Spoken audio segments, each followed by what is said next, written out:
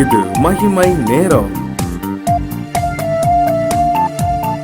இந்த 5வது நாளிலும் கூட நமது கடமை என்ன என்பதை குறித்து நாம் தியானிக்க இருக்கின்றோம். இந்த 5வது நாளிலே நம்முடைய கடமை என்ன தெரியுமா? தாய் தகப்பனுக்கு செய்ய வேண்டியவை செய்வது நம்முடைய கடமை என்று சொல்லி வேதம் சொல்லுகின்றது. மார்க் 7ஆம் அதிகாரம் 11ஆம் வசனத்தில் இவ்வாறு வாசிக்கலாம். ஒருவன் தன் தகப்பனையாவது தாயையாவது நோக்கி, உனக்கு நான் செய்யத்தக்க உதவி எது உண்டோ அதை கொர்பான் என்னும் காணிக்கையாக கொடுக்கிறேன் என்று சொல்லிவிட்டால் அவனுடைய கடமை தீர்ந்தது என்று சொல்லி அவன் நினைத்து கொள்கிறான். பாருங்க, தாய் தகப்பனுக்கு நாம் செய்ய வேண்டிய அநேக கடமைகள் உண்டு என்று சொல்லி இந்த வசனத்தின் மூலமாக நாம் என்ன செய்கிறோம், பார்க்கிறோம். பிள்ளைகள் பெற்றோருக்கு செய்ய வேண்டிய கடமைகள் சிறு வயதிலிருந்தே அவனுக்கு ஆரம்பிக்குது இல்லையா? ஒரு சின்ன குழந்தைய எடுத்துக்கோங்க. அந்த குழந்தை கண்டிப்பாக ஒரு 4 வயசு 5 வயசு ஆகும்போது அந்த குழந்தை கண்டிப்பாக தன்னுடைய பெற்றோருக்கு, மூத்த பெற்றோருக்கு, வயோதிபர்களுக்கு கீழ்ப்படியணும், அவங்க சொல்றதை கேட்கணும் அப்படிங்கிற ஒரு கடமை அவங்களுக்கு என்ன செய்யுது, ஆரம்பிக்கிறது இருக்குது இல்லையா? அந்த சிறு வயதிலே பெற்றோருக்கு கீழ்ப்படிவது, முதியோரை கனம் பண்ணுவது அப்படிங்கிற ஒரு சின்ன சின்ன கடமைகளை அவர்கள் நிறைவேற்ற வேண்டியதாக இருக்கிறது. பாருங்க, பிள்ளைங்க கண்டிப்பா தன்னுடைய பெற்றோருக்கு கீழ்ப்படிய வேண்டியது அவர்களுடைய கடமை என்று சொல்லி நாம் பார்க்கிறோம். அப்போ பிள்ளைகள் தாய் தகப்பனுக்கு என்னென்னலாம் செய்ய முடியுமோ அதை கண்டிப்பா என்ன செய்யணும். பெற்றோர்கள் இந்த காலத்தை நம்ம யோசித்து பார்ப்போம்.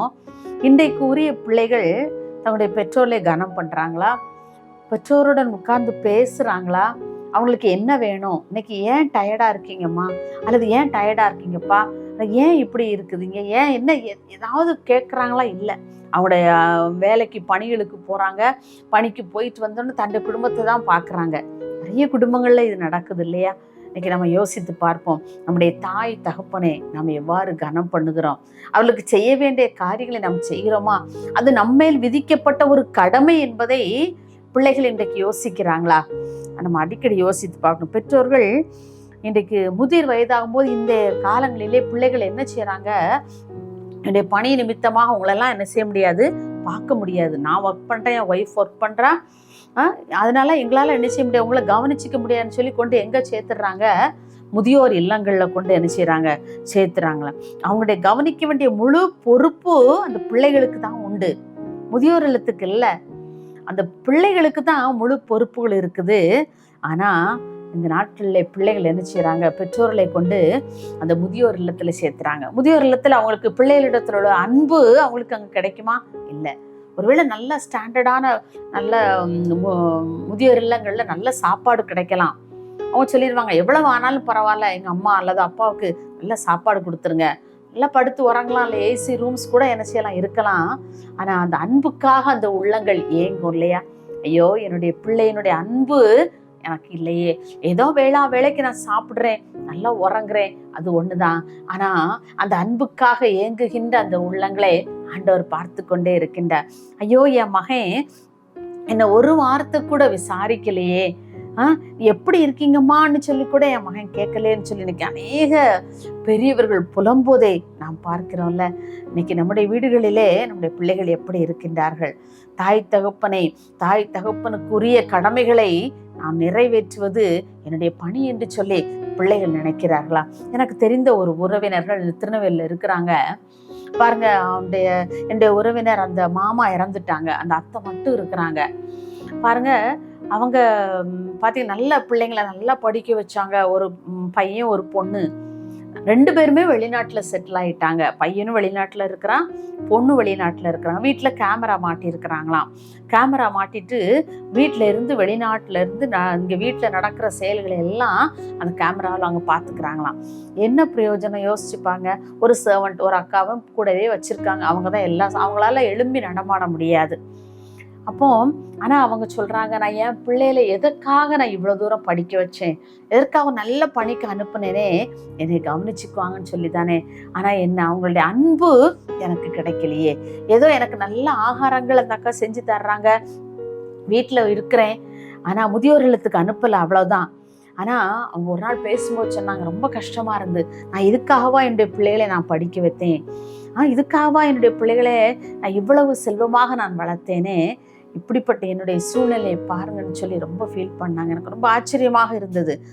எனக்கு அன்பானவர்களே, இன்றைக்கு பிள்ளைகள் தாய் தகப்பனுக்கு செய்ய வேண்டிய கடமைகளை அவர்கள் செய்கிறார்களா? யோசித்து பார்ப்போம். ஆண்டவருக்கு பயப்படணும். என்னுடைய தாய் தகப்பனை கனம் பண்ண வேண்டியது என்னுடைய கடமை. அவர்களுக்கு செய்ய வேண்டிய பணிகளை எல்லாம் செய்ய வேண்டியது என்னுடைய கடமை என்பதை அவர்கள் உணர வேண்டும். இன்றைக்கு பெற்றோர்கள் அல்லது முதியோர் இல்லங்களில் இருக்கிறவர்கள் அல்லது வீடுகளிலே தனிமையா இருக்கிறவர்கள் அவர் நல்ல ஆகாரத்தை எதிர்பார்க்கிறாங்க, இல்லை வசதிகளையா எதிர்பார்க்கிறாங்க, இல்லை. அவருடைய எதிர்பார்ப்பு என்ன? பிள்ளை என்னிடத்துல அன்பா இருக்க வேண்டும். ஒரு அரவணைப்பை, அன்பையும் அரவணைப்பை தான் இந்த பெற்றோர்கள் எதிர்பார்க்கின்றார்கள். ஆனால் பிள்ளைகள் இந்த அன்பையும் அரவணைப்பையும் பெற்றோர்களுக்கு கொடுப்பதற்கு அவங்க முன் வருவதில்லை. ஆனா இது என்னுடைய கடமை என்பதை உணர்ந்தால் நிச்சயமாக அந்த பிள்ளைகள் பெற்றோரிடத்துல அன்பா இருப்பாங்க. தன் வாழ்நாள் நீடிக்க இதுதான் என்னுடைய வழி என்பதை அவர்கள் உணரவில்லை. அவங்க இந்த நினைக்கணும். ஆண்டவர் சொல்லுகிறார், பூமியிலே உன் வாழ்நாள் நீடித்திருப்பதற்கு உன் தகப்பனையும் உன் தாயையும் கனம் பண்ணுவாயாக. அப்ப என்னுடைய வாழ்நாள் நீடித்திருக்கணும்னு சொன்னா நான் என்னுடைய தகப்பனை என்னுடைய தாயையும் நான் கனம் பண்ணணும். அவளுக்கு செய்ய வேண்டிய பணிகளை, செய்ய வேண்டிய வேலைகளை நான் சரிவர என்னுடைய கடமையை நான் நிறைவேற்ற வேண்டும். அப்போதான் ஏன் வாழ்நாள் நீடித்திருக்கணும்னு சொல்லி என்றைக்கு ஒரு பிள்ளை உணர்கிறானோ அல்லது உணர்கிறாளோ நிச்சயமாக அவருடைய வாழ்க்கை தான் ஆசீர்வாதமான வாழ்க்கையாக இருக்கும். அப்படின்னா நம்முடைய கடமை என்ன? நம்ம இன்னைக்கு யோசித்து பார்ப்போம்.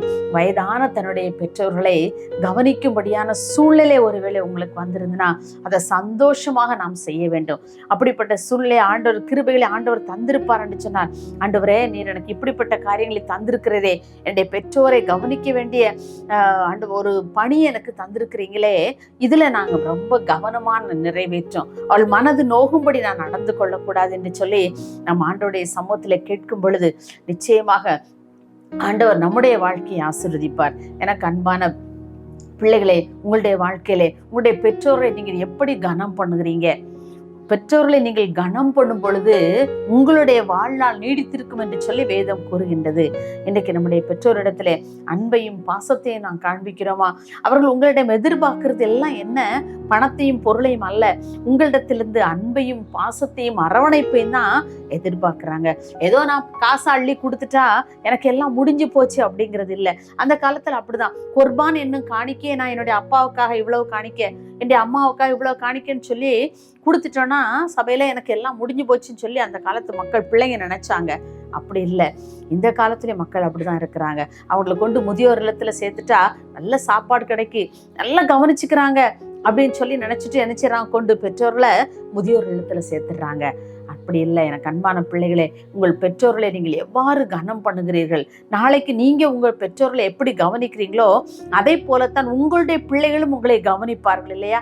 அதை நாம் உணர்ந்த பிள்ளைகளாக நம்முடைய பெற்றோரை நாம் மதித்து, அவருடைய உணர்வுகளை மதித்து, அவர்களிடத்தில் அன்பையும் பாசத்தையும் காண்பித்து ஆண்டவருடைய அன்பை பெறுவோம். நாம் அவர்களை நேசிக்கும் போது ஆண்டவர் பார்த்து கொண்டே இருக்கிறார். நம்முடைய கடமை என்ன என்பதை நாம் உணர்ந்த பிள்ளைகளாக நாம் நம்முடைய பெற்றோரை கவனித்துக் கொள்வோமா? எங்களை நேசிக்கிற எங்கள் அன்புலே சுவாமி, தர்மையான இந்த 5ஆம் நாளின் காலை வேளைக்காக உண்மை நன்றியோடு துதிக்கிறப்பா, உண்மை ஸ்தோத்திரிக்கிறோம். இந்த நாளில் கூட தாய் தகப்பனுக்கு செய்ய வேண்டிய காரியங்களை செய்வது எங்கள் மேல் விழுந்த கடமை என்பதை பிள்ளைகள் ஒவ்வொருவரும் உணர்ந்து கொள்ளத்தக்கதான கிருபைகளை கொடுங்க ஆண்டவரை. அப்பா, நீங்க ஒவ்வொரு ஆண்டவரை இந்த காலத்து பிள்ளைகளை யோசிக்கும் போது தன்னுடைய வேலை, தன்னுடைய பணி, ஆண்டவரை தன்னுடைய காரியங்கள் என்று சொல்லி ஓடிக்கொண்டிருக்கதான் நாங்கள் பார்க்குறோம்ப்பா. பெற்றோரோடு உட்கார்ந்து பேசுவதற்கு அவர்களுக்கு நேரம் இல்லை ஆண்டவரை. நீங்க அப்படிப்பட்ட இருதயங்களில் எல்லாம் நீங்க பேசுங்க ஆண்டவரே. தன்னுடைய பெற்றோரை மதித்து நடக்க, பெற்றோரை கனம் பண்ண, பெற்றோருக்கு செய்ய வேண்டிய கடமைகளை செய்ய கர்த்தர் நீங்க கிருபை கொடுக்கும்படியா ஜெபிக்கிறோம். நல்ல உணர்வுள்ள இருதயங்களை கர்த்தர் கொடுக்கும்படியா ஜெபிக்கிறோம். இன்றைக்கு நான் என்னுடைய பெற்றோரை சரிவர நடத்தினால்தான் என்னுடைய எதிர்காலத்தில் என்னுடைய பிள்ளைகளும் என்னை கவனிப்பார்கள் என்று சொல்கிற ஒரு உணர்வுள்ள இருதயத்தை ஆண்டவரே நீ பிள்ளைகளுக்கு கொடுக்கும்படியா நாங்கள் ஜெபிக்கிறோம் ஆண்டவரே. வேதத்தின் அடிப்படையிலும் ஆண்டவரே நாங்கள் உண்மை ஆண்டவரே நாங்கள் பின்பற்றி நீர் எங்களுக்கு காண்பித்த நீர் எப்படி பெற்றோருக்கு கீழ்ப்படிந்து அதே போல ஆண்டவரே பிள்ளைகளும் உம்மை நேசிக்க, உமக்கு கீழ்ப்படிந்திருக்க, தன்னுடைய பெற்றோரை நேசிக்க, பெற்றோருக்கு கீழ்ப்படிந்திருக்க கிருபை தரும்படியா ஜெபிக்கிறோம். அது எங்களுடைய கடமை என்பதை உணர்ந்து பிள்ளைகள் ஜீவிக்க கிருபை தாங்க. எல்லா துதிகன மகிமையும் உமக்கு செலுத்துகிறோம். இயேசுவின் நாமத்தில் பிதாவே, ஆமென்.